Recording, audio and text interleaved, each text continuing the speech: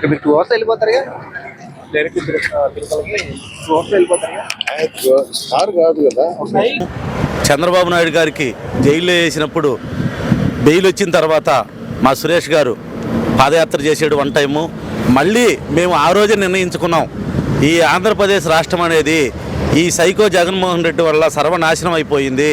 ఈ జగన్మోహన్ రెడ్డి ఓడిపోయి చంద్రబాబు నాయుడు గారు ప్రమాణ స్వీకారం చేసిన తర్వాత తిరుపతి పాదయాత్రగా వస్తాము అని చెప్పి మొక్కుకున్నాము.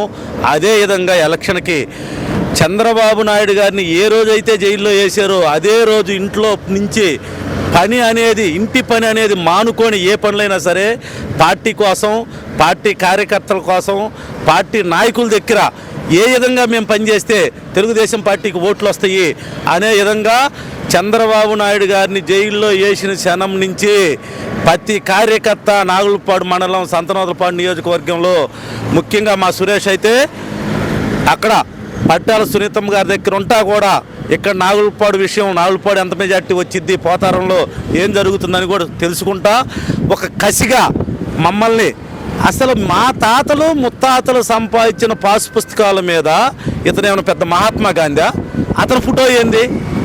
మా తాతలు మా ముత్తాతలు ఏ 50 సంవత్సరాలు 100 సంవత్సరాల నుంచి కష్టపడిన పొలం మీద అతని బొమ్మలతో రాళ్ళు వేస్తాడు. అతను సర్వే చేయించి అతని పుస్తకాల మీద పాసు పుస్తకాలు వేస్తారు. ఈ విధంగా సైకో పరిపాలన చేసి ఆంధ్రప్రదేశ్ని అసలు రాజధాని చదువుకునే వాళ్ళకి రాజధాని ఏది అంటే ఏమో మాకేం తెలుసు.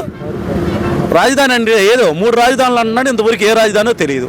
ఆ విధంగా ఆంధ్రప్రదేశ్ని సర్వనాశనం చేశాడు.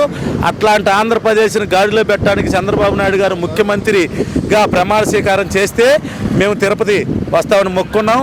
మా కళ నెరవేరింది. మాకు ఎన్ని ఇబ్బందులు ఎదురైనా, మాకు ఎంత ఇబ్బంది అయినా సరే 10 రోజులు పట్టినాయి, 15 రోజులు పట్టినాయి, మేము తిరుపతి వెళ్తాము.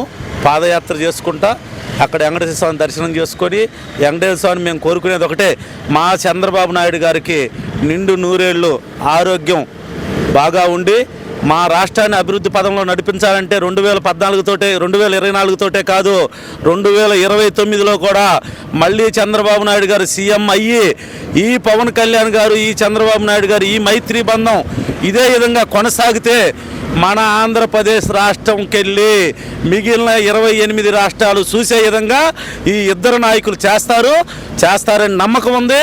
మా కోరిక మళ్ళీ నెరవేరుద్ది. మళ్ళీ 2029లో కూడా మేము పాదయాత్ర చేస్తాము.